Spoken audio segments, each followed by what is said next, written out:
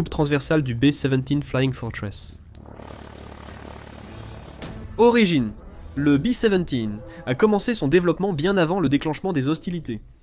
Dans les années 1930, l'armée de l'air avait besoin d'un grand bombardier à 4 moteurs, capable de défendre l'Amérique si une flotte ennemie venait à l'attaquer depuis des endroits lointains, comme Hawaï, l'Alaska ou Panama.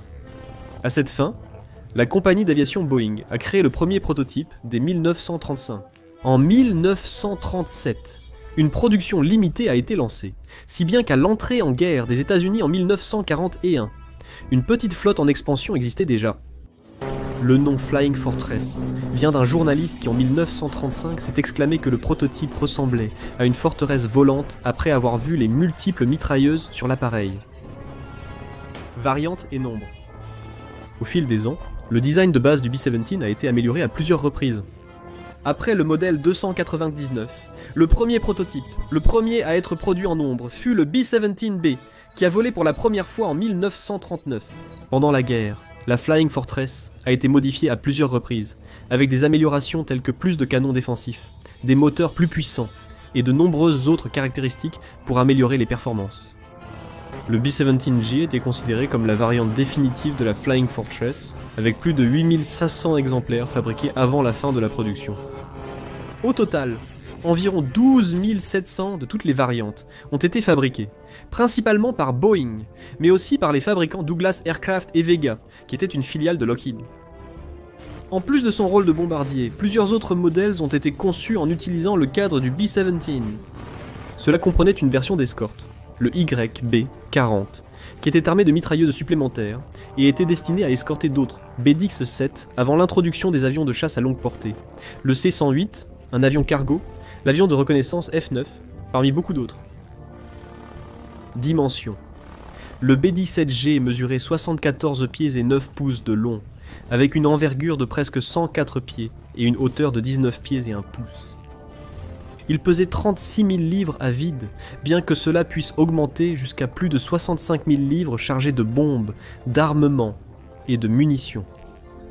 La Flying Fortress était faite d'aluminium, qui était beaucoup plus léger que l'acier, ce qui permet d'économiser un poids précieux. Performance. Le B-17G était propulsé par 4 moteurs Wright Cyclone R1820 à 9 cylindres, chacun capable de produire 1200 chevaux. La vitesse maximale de la Flying Fortress était de 300 miles par heure, bien que cela ait rarement été atteint, avec une vitesse de croisière typique d'environ 170 à 200 miles par heure. Son plafond opérationnel était de 35 000 pieds.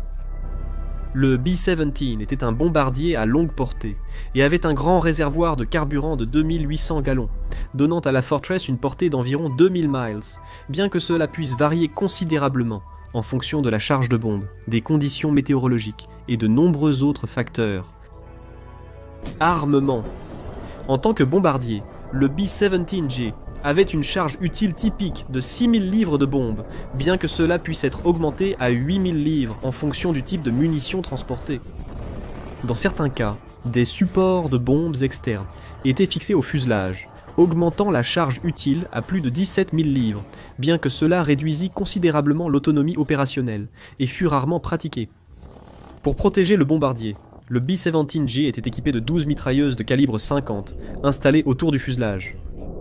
Il s'agissait d'une mitrailleuse montée de chaque côté du nez, dans la joue du bombardier, d'une paire de mitrailleuses télécommandées dans une tourelle sous le nez, d'une tourelle dorsale avec 2 mitrailleuses, d'une paire de mitrailleurs latéraux avec une mitrailleuse chacun, d'une paire dans la tourelle ventrale sous le fuselage, et d'une paire utilisée par le mitrailleur de queue. Une 13e arme supplémentaire pouvait également se trouver dans une tourelle auxiliaire derrière la tourelle dorsale. Comme l'espace et le poids étaient limités, chaque arme avait un petit approvisionnement en munitions, avec pas plus d'une minute de munitions disponibles, forçant les mitrailleurs à être prudents avec leur visée. Équipage. Le B-17 typique volait avec un équipage de 10 hommes. Ceux-ci étaient le pilote, le copilote, le bombardier qui actionnait la tourelle frontale, le navigateur qui utilisait les mitrailleuses de joue, le mécanicien qui était également responsable de la tourelle dorsale, un opérateur radio, une paire de mitrailleurs latéraux, un mitrailleur arrière et un mitrailleur de la tourelle ventrale, sans doute la position la plus difficile à bord de l'appareil. Comme la Flying Fortress n'était pas pressurisée, l'équipage devait compter sur des réserves d'oxygène externes, sinon ils s'évanouiraient par manque d'oxygène. Pour les protéger des températures glaciales en haute altitude, ils portèrent des vêtements et des vestes doublées de laine, qui étaient chauffés par un système de chauffage électrique interne, car toute peau exposée serait vulnérable aux engelures. Ils communiquaient entre eux par un système d'interphone. Le viseur de bombardement Norden. Pour que les missions de bombardement du B-17 soient efficaces, il devait être capable de larguer sa charge avec précision depuis de hautes altitudes. Pour cette raison, la Flying Fortress serait équipée du viseur de bombardement Norden. Entrant en production pour la première fois en 1932, il a remplacé le viseur de bombardement Sperry One. Il existait différentes versions du viseur de bombardement, mais elles fonctionnaient toutes sur le même principe de base. À l'approche de la cible, le bombardier, situé dans le nez de l'appareil, activait le viseur. Il saisissait le cap de l'avion, sa vitesse et estimait la vitesse et la direction du vent dans l'ordinateur analogique du viseur, puis alignait le réticule sur la cible. À ce moment-là, il avait le contrôle de l'avion. Les gyrostabilisateurs maintenaient le bombardier à niveau, et le viseur disposait d'un mécanisme intégré de largage des bombes, permettant au bombardier de libérer la charge au moment précis où il survolait la cible, car même un léger retard pouvait entraîner un raté complet. Une fois les bombes larguées, le viseur Norden était désactivé, et le pilote reprenait les commandes de l'appareil. Pendant ce temps, le bombardier était le plus vulnérable car il devait rester stable et à niveau, ce qui en faisait une cible facile pour les chasseurs et les canons antiaériens. Malgré les affirmations de certains admirateurs du viseur Norden selon lesquels il pouvait, je cite, « larguer une bombe dans un tonneau de cornichons », la réalité des missions de bombardement en situation de combat chaotique signifiait que très peu de bombes atteignaient leur cible et de grandes formations de bombardiers étaient nécessaires pour assurer la destruction de l'objectif. Nom et décoration. Comme pratiquement tous les avions de la Seconde Guerre mondiale, les équipages devenaient attachés sentimentalement à leur appareil, lui donnaient un nom et décoraient le nez avec des illustrations. Celles-ci pouvaient être humoristiques, osées ou empreintes de tendresse. Des animaux, personnages de dessins animés, pin-up et diverses autres images ornaient les Flying Fortress, ajoutant une touche personnelle, un peu de légèreté et de sentimentalité à une situation autrement très éprouvante. Le B-17 au combat. Le B-17 servit dans pratiquement tous les théâtres d'opération où se trouvait l'US Army Air Corps, et elle était en général bien considérée par ceux qui la pilotaient. Malgré sa fiabilité et ses hautes performances, les missions de bombardement, en particulier au-dessus de l'Europe occupée par les Allemands, étaient particulièrement dangereuses. Les B-17 volaient dans ce qu'on appelait des formations en boîte, des groupements de 9 à 12 bombardiers en formation serrée, dont les mitrailleuses pouvaient se couvrir mutuellement. Malgré cela, au début de la guerre, ils opéraient en dehors de la portée limitée des escortes de chasseurs, et une fois que les escortes rentraient chez elles, ils étaient assaillis par les chasseurs de la Luftwaffe. Face à une résistance acharnée, le B-17 gagna la réputation d'être un appareil robuste, capable de résister à de lourds dommages. Des récits courants rapportaient que certains bombardiers retournaient à la base avec la queue arrachée, des moteurs endommagés ou des trous béants dans le fuselage, et parvenaient tout de même à rentrer. Malgré cela, les équipages du B-17 ont subi des taux de perte catastrophiques. Au cours de la guerre, sur les 12 700 bombardiers construits, plus de 4 700 d'entre eux ont été perdus, soit environ un taux de 37%. En 1943, l'espérance de vie pour une Flying Fortress et son équipage était d'environ 11 missions, bien en deçà des 25 nécessaires pour terminer une tournée. Malgré ces taux, les missions de bombardement ont eu un impact sur l'industrie allemande, paralysant leurs machines de guerre. Les leçons tirées de ces missions ont donné naissance à la superforteresse B-29, qui a rendu le B-17 obsolète. Après la fin de la guerre, les B-17 survivants ont continué à être utilisés jusqu'aux années 1950 pour la reconnaissance, la formation et comme avion cargo. Sur les milliers produites, seules quelques dizaines de Flying Fortress subsistent aujourd'hui, principalement exposées dans des musées, et seules quelques-unes sont encore en état de vol, bien qu'elles aient été clouées au sol pour raison de sécurité, marquant ainsi la fin de la carrière de l'un des avions les plus célèbres de l'histoire. Avro Lancaster Bomber, coupe transversale, Seconde Guerre mondiale. Volant bas sous le ciel nocturne, le bombardier britannique Avro Lancaster traversait silencieusement la Manche en direction de l'Allemagne, menant le combat directement au cœur du pays pendant les 3 dernières années de la Seconde Guerre mondiale. La naissance du Lancaster. Le Avro Lancaster britannique était un bombardier lourd, principalement utilisé comme bombardier nocturne pendant la Seconde Guerre mondiale, et a mené la campagne de bombardement stratégique allié conçue par le commandant en chef de la Royal Air Force du Bomber Command, Arthur Bomber Harris, contre l'Allemagne nazie. Conçu comme la réponse au problème de l'Avro Manchester, le Lancaster a été conçu par Roy Chadwick et l'équipe Avro, avec le premier prototype déployé en janvier 1941.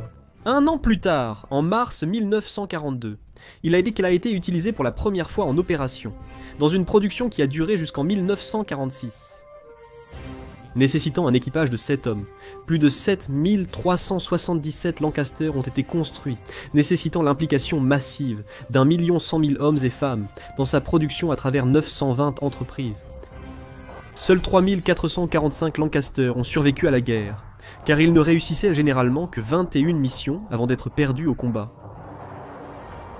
Bien que sa période d'utilisation la plus instrumentale et importante ait été pendant la guerre, le Lancaster a été réaménagé, mis à jour et amélioré après la guerre, continuant son utilisation par le commandement des bombardiers de la Royal Air Force et la Royal Canadian Air Force, effectuant, entre autres, des relevés aériens et des vols longue distance. Au moment de sa retraite en 1954, remplacé par le plus évolué Avro Lincoln, 15 variantes du design original avaient été créées. Aujourd'hui, il ne reste que 17 Lancaster, dont seulement 2 sont capables de voler. L'un d'eux vole en formation avec un Spitfire et un Hurricane au sein du Battle of Britain Memorial Flight, lors de spectacles aériens, en Grande-Bretagne et d'événements spéciaux. Composition d'un Lancaster Mk1. Le bombardier Lancaster mesurait 69 pieds et 6 pouces de long, avait une envergure de 102 pieds et se tenait à 20 pieds et 6 pouces de hauteur au-dessus du sol. Poids. Le Lancaster était plus lourd que l'avion moyen, et beaucoup plus lourd que le bombardier allemand standard de l'époque, pesant plus du double. À vide, l'avion pesait environ 36 900 livres, soit 16 738 kilos, mais était capable de transporter presque tout son poids à nouveau, pouvant transporter 33 100 livres, soit 15 114 kilos de carburant et de bombes. Cela signifiait également qu'il était l'un des seuls avions capables de transporter les plus grosses bombes de la Royal Air Force, y compris les mortels Bunker Buster de 12 000 livres. Ces caractéristiques ont également permis le raid des Dam Busters, baptisé Opération Chastise, qui n'aurait pas été possible sans la capacité supérieure de Lancaster à transporter des bombes. Modifié pour accueillir la bombe rebondissante de l'ingénieur britannique Barnes Wallace sous le fuselage, il était le seul avion capable d'accomplir cette mission grâce à sa soute à bombes allongées. Moteur. Le Lancaster était propulsé par 4 moteurs à piston, V12 Merlin XX de Rolls-Royce, refroidis par liquide, entraînant des hélices à 3 pales. Chacun pouvait produire jusqu'à 1280 chevaux et 954 kW de puissance.